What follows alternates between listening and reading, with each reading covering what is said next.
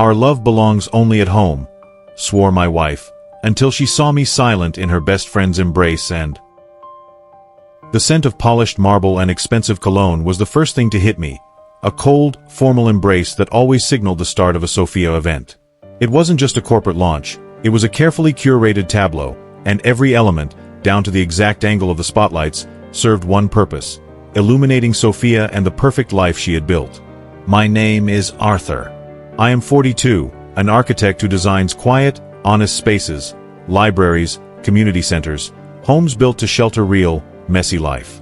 Sophia, my wife, is a brand strategist.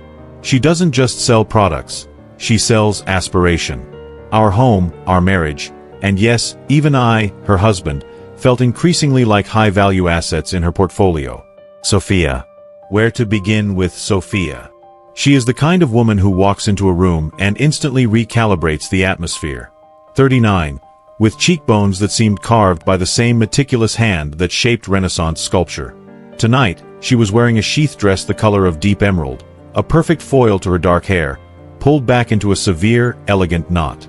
She didn't just wear clothes, she wore armor. Her public persona was her magnum opus. Cool, controlled, impeccably successful, and married to the stable, respectable Arthur. She believed in the sanctity of boundaries, especially the ones drawn sharply around public displays of affection. For Sophia, our love belonged exclusively, religiously, at home. Out here, we were colleagues, allies, symbols.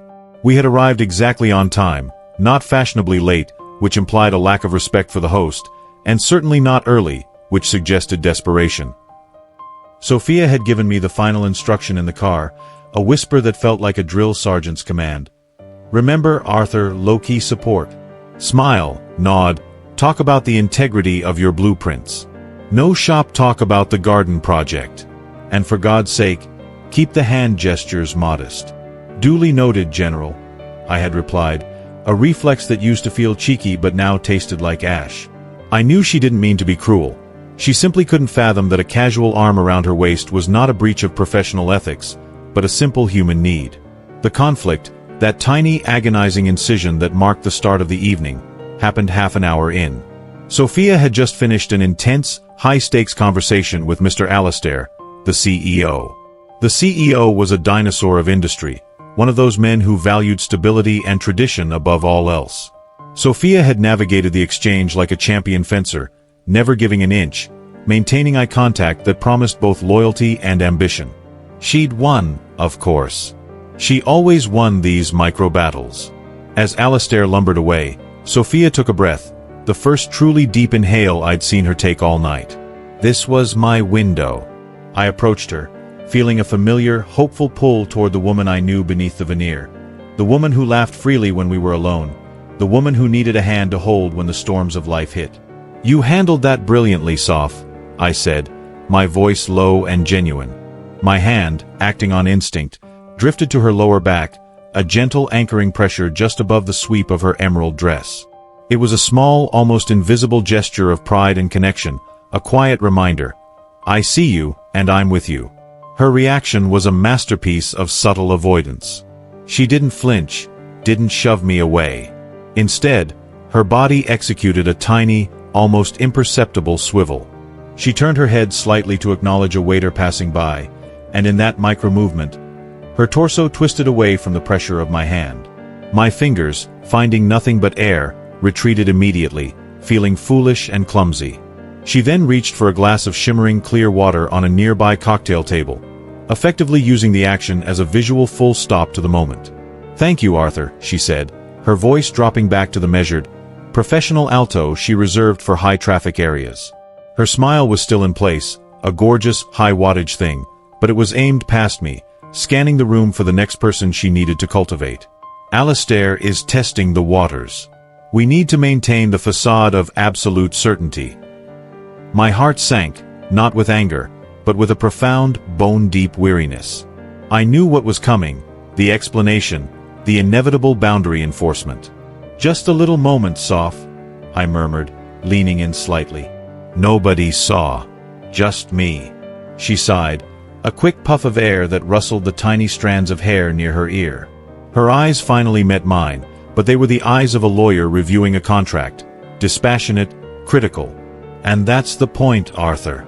Someone could have seen. And even if they didn't, it projects an image. We are here as partners in success, not as teenagers in the corner.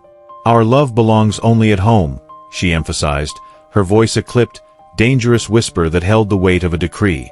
I don't like being the center of attention for trivial, unprofessional things. Trivial. The word struck me like a piece of ice. Trivial. A simple touch, an acknowledgement of shared humanity and commitment, was trivial. It was an inconvenience to the sophisticated, detached narrative she was weaving. It wasn't that she didn't love me. I knew she did, in her way. She loved the idea of me, the stability I represented, the handsome, quiet architect who never caused a scene. But she loved the polished image of her life more. The image was her true darling. I stepped back, feeling the hollow ache of being diminished, of realizing that for Sophia, I was a perfectly designed component in her life machine, and I had momentarily malfunctioned by exhibiting spontaneous human warmth. Right, I replied, the syllable flat and empty. Professionalism above all. Understood. I tried to inject some sarcasm, some bite, but it failed. All that came out was a sense of profound compliance. The impact wasn't a flare of rage, it was the slow, seeping cold of detachment. I didn't fight, not anymore. Fighting meant caring enough to argue, to challenge the fortress walls she had built. Instead, I retreated. My entire emotional gyroscope shifted. I stopped seeing the rejection as a personal failure and started seeing it as a fundamental feature of our public life. She wants distance? Fine. I will give her all the distance in the world. I moved toward the periphery of the room, near a large window overlooking the city lights. I felt like a planet slipping out of orbit, not crashing, but simply floating away, silent and observed only by the vast, indifferent darkness outside. I nursed my drink, a simple scotch, no fuss, and watched her from afar. She was magnificent, a glittering monument to her own ambition, talking, laughing, charming the room. She was so close, yet separated from me by an invisible, yet impenetrable, wall of her own making. I remembered a conversation from years ago, when we were just starting out. I'd complained about a colleague who always seemed to hog the spotlight. Sophia had smiled, a genuine warm smile, and said, "Arthur, you are the one who knows how to be truly happy. You build structures that last. He only builds temporary attention." The irony now felt like a crushing weight. She had become the spotlight hogger, and I had become the quiet structure, standing dutifully in the shadows, waiting for the real, shared life to begin, a life she had officially exiled to the hours. Between 11 p.m. and 7 a.m. I took a slow sip of the smoky liquor, the heat failing to reach the central coldness that had settled in my chest. My resolution solidified. I would not make this mistake again. I would not offer an unsolicited touch. I would not cross the invisible leash she had placed on me. I would become the perfect, silent consort she desired. And it was in this carefully constructed silence, this enforced emotional solitude, that I became vulnerable to the one thing Sophia's ironclad control couldn't anticipate: genuine, unguarded human connection from an unexpected source. I didn't know it yet, but my silent withdrawal was creating the precise vacuum that Maya, her best friend, would soon fill. I was a dry sponge, and the universe was about to offer a drink of pure, unfiltered water. I looked at the CEO, Alistair, now chatting with Sophia. He was laughing, a loud, booming sound. Sophia was mirroring his posture, her head tilted just so. I was looking at the woman who demanded I remain an untouchable statue in public, yet who allowed herself to be effortlessly touched and influenced by everyone else she needed to impress. The hollowness expanded. Our love belongs only at home. The phrase, once a sweet promise of intimacy, now felt like a restriction, a sentence. The stage was set. The distance had been established. The only thing left was the unexpected intrusion of sincere warmth into this sterile, perfectly lit landscape, and the inevitable reaction of the woman who thought she controlled every ray of light, including mine. The quiet observer was ready to be observed himself, and the consequences would be far from trivial. The 2 weeks following the product launch were a study in domestic choreography.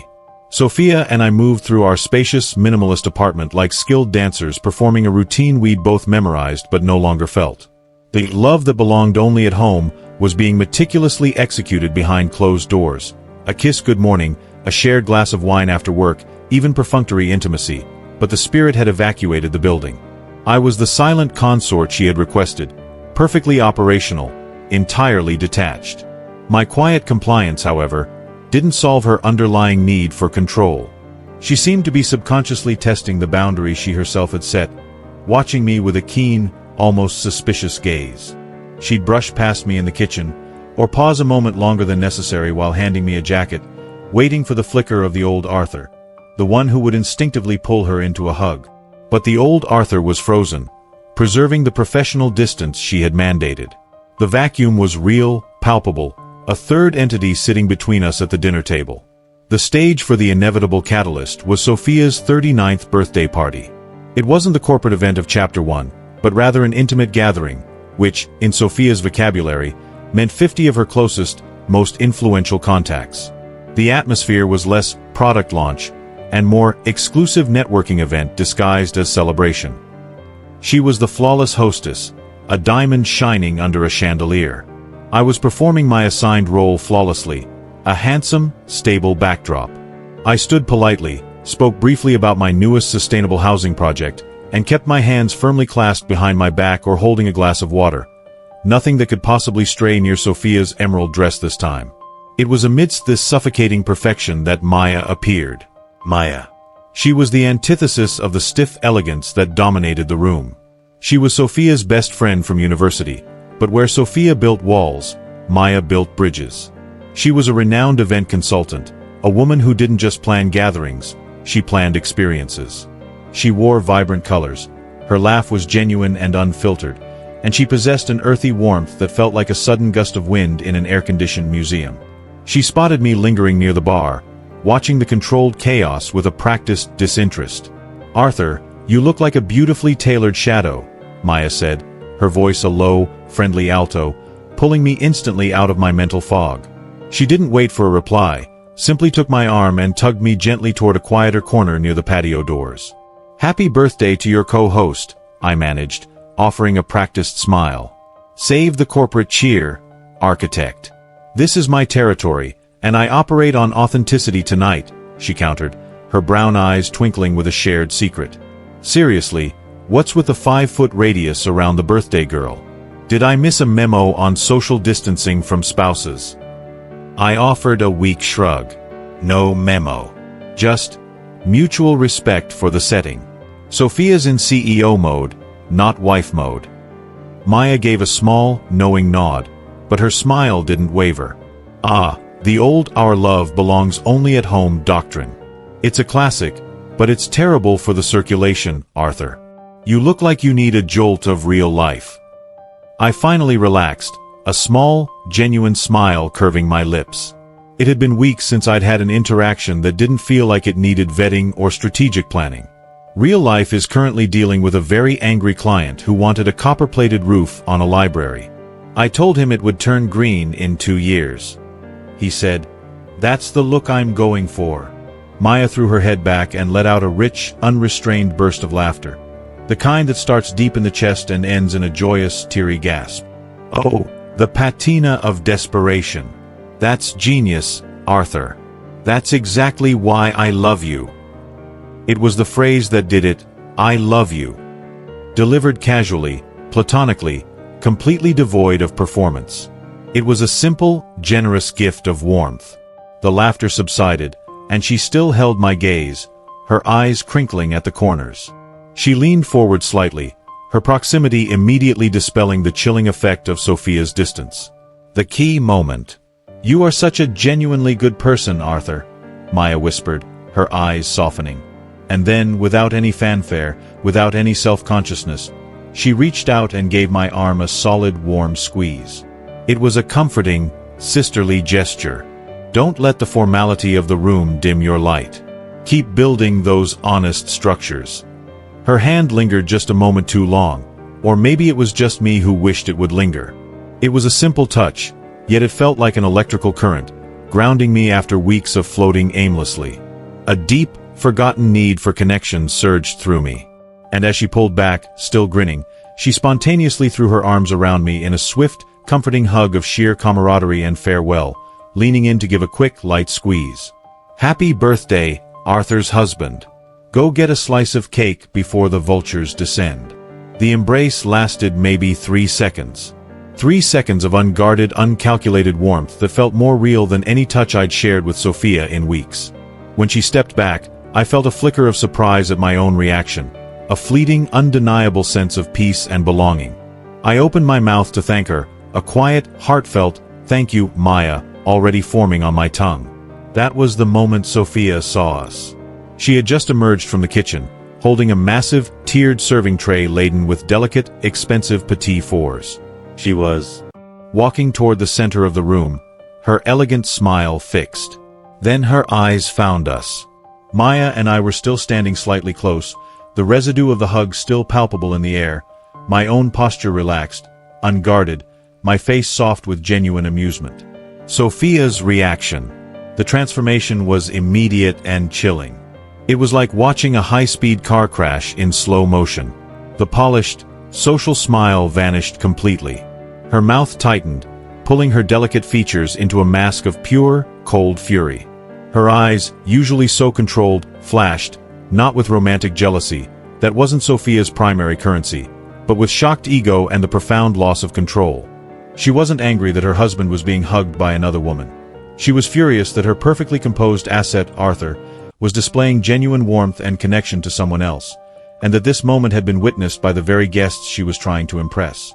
I was supposed to be her calm, predictable shadow, not a source of independent, spontaneous light. The focus of the room momentarily shifted.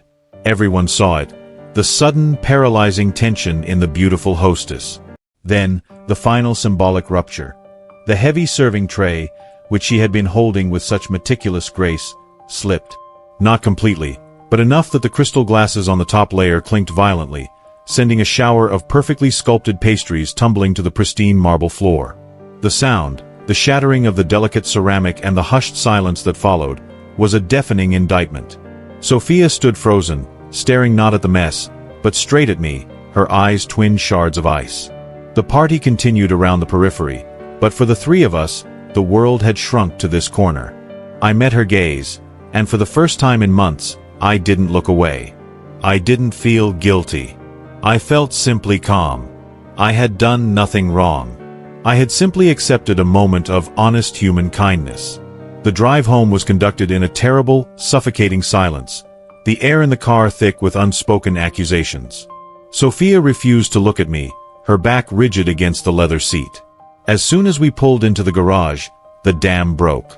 "How dare you?" Sophia hissed, her voice low and venomous, laced with a tremor of actual panic. She didn't shout. Sophia was too controlled for that. "How dare you make a spectacle of yourself? With Maya, of all people. The way you were leaning in, the way she was clinging to you. It was cheap, Arthur. It was so unbelievably cheap." She tore off her diamond earrings, the gems clicking angrily against the dashboard. "Cheap?" I asked, my voice dangerously level. I didn't raise the volume, but the quiet intensity made her flinch. "I'm sorry, Sophia. Was my display of genuine, unmanaged emotion bad for your quarterly figures?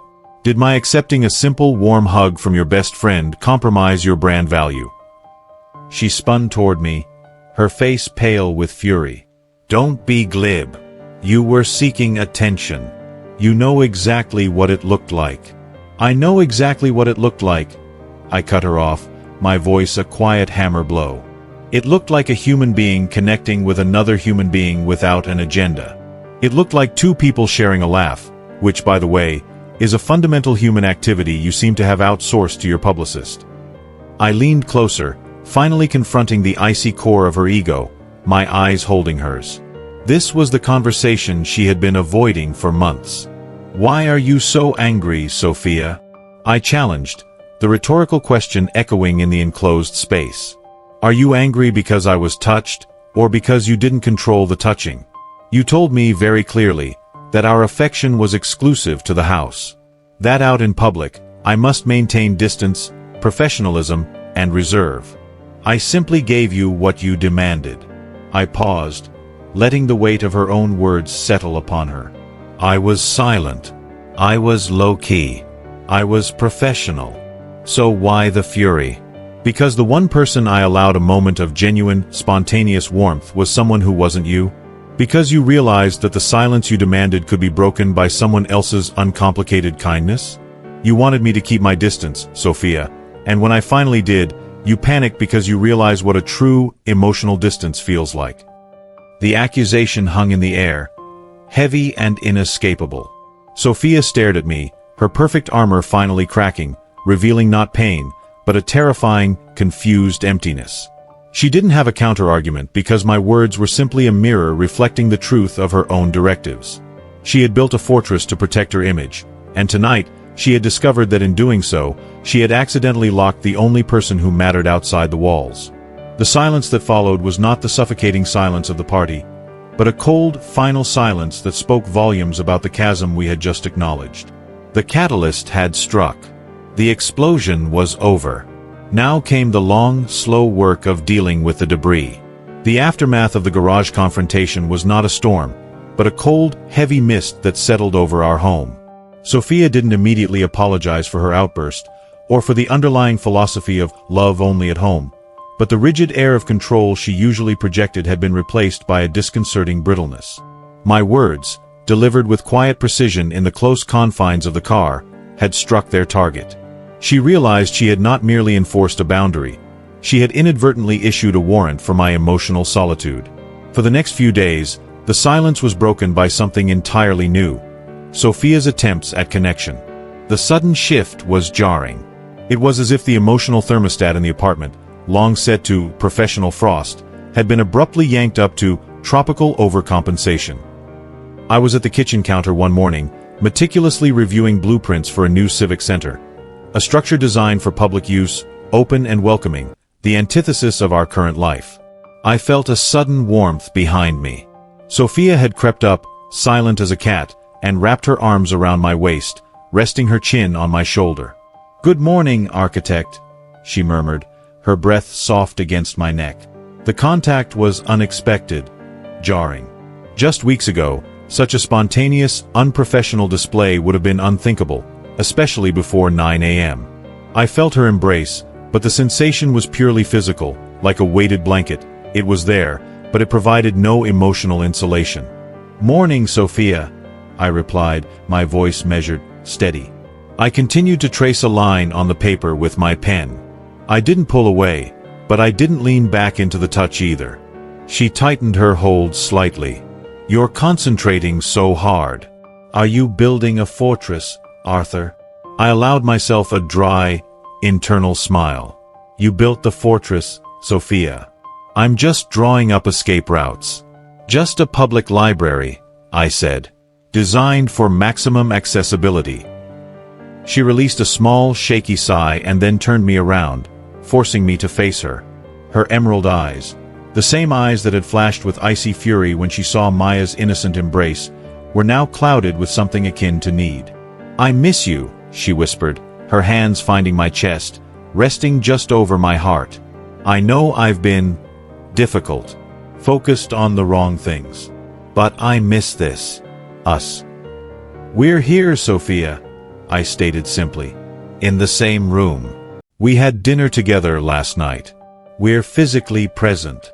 "That's not what I mean," she protested, a flicker of the old impatience returning. "I mean, the closeness. The spontaneous things." She then leaned in and kissed me, a long, deliberate kiss that was meant to be restorative. I responded, meeting her lips with courtesy and precision. But as the kiss ended, the chilling realization solidified. I felt nothing, absolutely nothing, except the dry certainty that she was performing the role of the devoted, spontaneous wife. My subsequent observation confirmed my fears. The change in Sophia was driven by ego and fear, not a genuine shift in perspective. She wasn't mourning the loss of our intimacy. She was panicking over the loss of control over my affection. Maya's hug had been the siren call that told her the Arthur she controlled, the Arthur whose warmth was a restricted asset, was capable of genuine, unguarded connection with others. Her current behavior was a furious attempt to recall the wandering emotional satellite. The spontaneous things continued. She started leaving little notes, not sweet, personal missives, but notes instructing me to meet her in the living room for a designated cuddle session. She insisted on holding my hand on the few occasions we ventured out, not with genuine affection, but with an almost possessive grip, a physical declaration to the world. He belongs to me. See, we are intimate. One evening, while we were watching a film, a rare, quiet activity, she rested her head on my shoulder. I could feel her hair soft against my jaw. "Is this better, Arthur?" she asked suddenly, her voice small. "Are we fixing this?" I hesitated, choosing my words with care, unwilling to lie, yet wary of causing unnecessary pain. "I appreciate the effort, Sophia. Truly," I began, my gaze fixed on the flickering screen. "But effort isn't love, and spontaneous closeness isn't a scheduled activity. You're trying to restore a connection, but you're trying to restore the image of the connection. You are acting like the wife who holds her husband." She lifted her head sharply, hurt flooding her features. "And what am I supposed to do? I'm trying. I'm reaching out. You asked for connection, and now I'm giving it to you, and you're pushing me away." "No, I'm not pushing you away," I corrected gently, finally turning to face her, placing my hands on her shoulders, a touch of careful, clinical honesty. "I'm just not rushing to meet you halfway anymore. You built a wall between us, and when I stopped trying to climb it, you got scared. Now you're trying to pull me back over with a rope, but you haven't actually torn the wall down." My voice dropped to a quiet confession. "The truth is, Sophia, the silence, the distance you created in those public moments, has become real inside me. I have detached. I don't feel angry anymore. I feel quiet. I'm not hurt by your rejections, and I'm not moved by your sudden advances." This realization, my own absolute emotional neutrality, was the most terrifying thing for her. Anger she could fight, indifference was a ghost. Her eyes welled up. "You're saying, you don't love me anymore?" "I'm saying the part of me that fights for your attention, the part that begs for a touch in a crowded room, that part has gone to sleep," I explained, the words feeling heavy and true. "You wanted me to be professional and low-key out there, and I am. But I can't turn that switch off when I walk through the door anymore. You got the distance you wanted, Sophia. It's here now, in my heart, and it's quiet and vast. I don't feel like your husband. I feel like your stable, respectable roommate." Tears finally escaped, trailing shining paths down her flawless cheekbones. She didn't weep dramatically. She wept with the profound shock of a general who realizes her strongest ally has simply stopped fighting.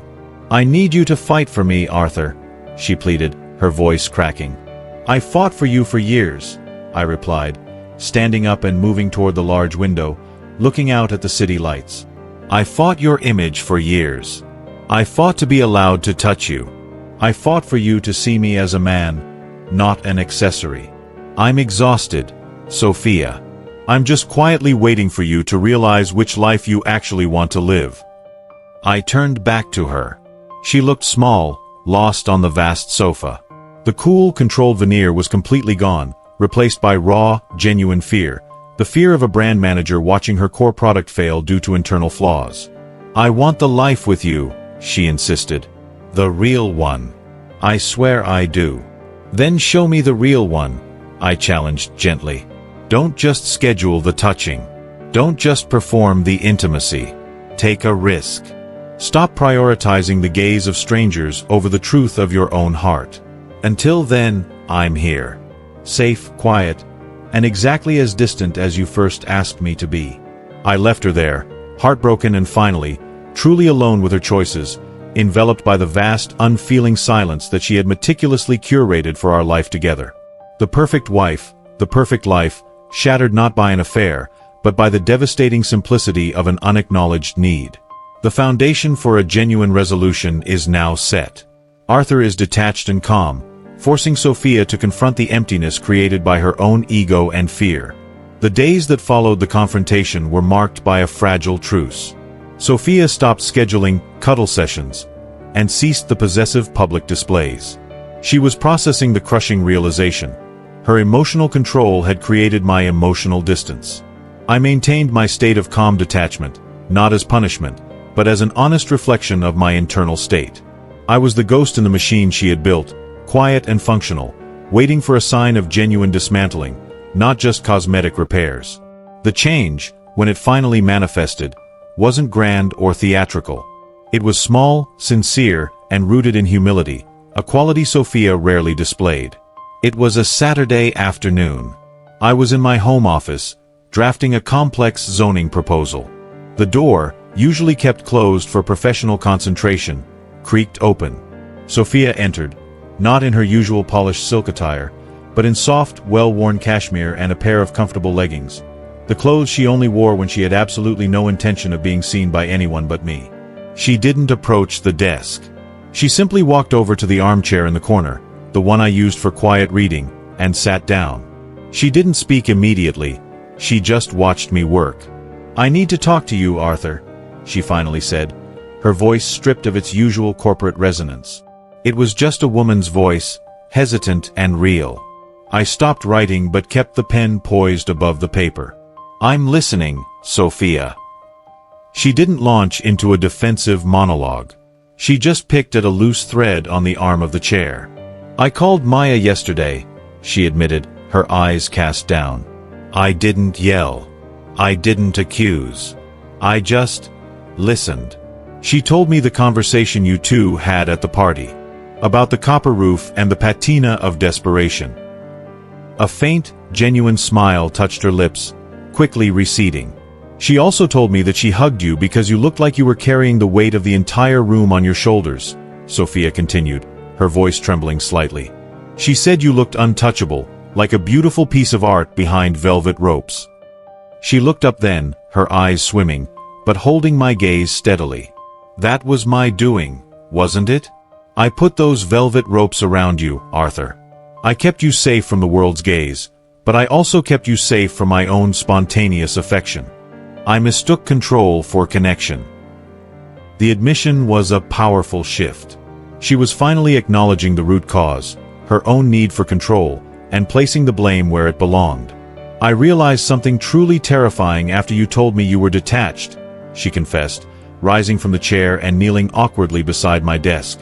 This physical act of kneeling, so unlike the poised Sophia, was a moment of true vulnerability. "I realized that the only reason I was rushing to hold your hand and plan those kisses was because I was terrified of what Maya saw in you, the unguarded warmth that I had extinguished. I wasn't fighting to win you back, Arthur. I was fighting to win back the public perception that I was the only person capable of drawing that warmth out of you." Her hands reached out, not to touch, but to hover nervously over mine on the desk. They looked vulnerable, trembling slightly. I was so focused on building the Sophia brand, the perfect life, the perfect partner, that I turned our actual love into a piece of immaculate marketing material. And marketing material doesn't feel or breathe. "It doesn't need a hug," she whispered, her voice cracking with genuine regret. "I am so sorry, Arthur. I sacrificed our real, messy, beautiful truth for a clean, professional lie. I chose the audience over the actor." I finally put down the pen. The sound of the metal hitting the wood was surprisingly loud in the quiet room. I reached out, gently taking her hands, pulling them away from the nervous hovering, and holding them firmly. This touch was different. It wasn't a demanding gesture from her. It was a steady, accepting one from me. "That's the truth I needed to hear, Sophia," I said quietly. "Not the performance. The truth." I looked at the tears shimmering in her eyes. "I never stopped loving you, Sophia." The quiet in my heart wasn't emptiness. It was a deep, silent waiting. I was waiting for you to come home to me, not just to the house. She squeezed my hands tightly. "I know. And I'm ready to stop performing. I'm ready to be messy. I'm ready for the truth, even if it means some people see me simply loving my husband, instead of selling my perfect life."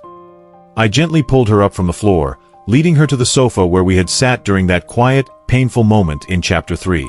We sat shoulder to shoulder, no longer with the strained space between us, but with a natural, comfortable fit. "Let's start over," I suggested, turning to her. "Not a new marriage, but a new foundation. No more velvet ropes, okay?"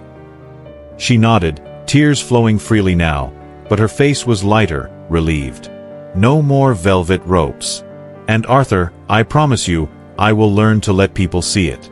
I will let them see the truth of my connection with you." She then leaned her head onto my shoulder. Not the staged, dramatic lean from Chapter 3, but a natural slump of relief and exhaustion, like a traveler finally putting down a heavy suitcase. "Remember when we first met?"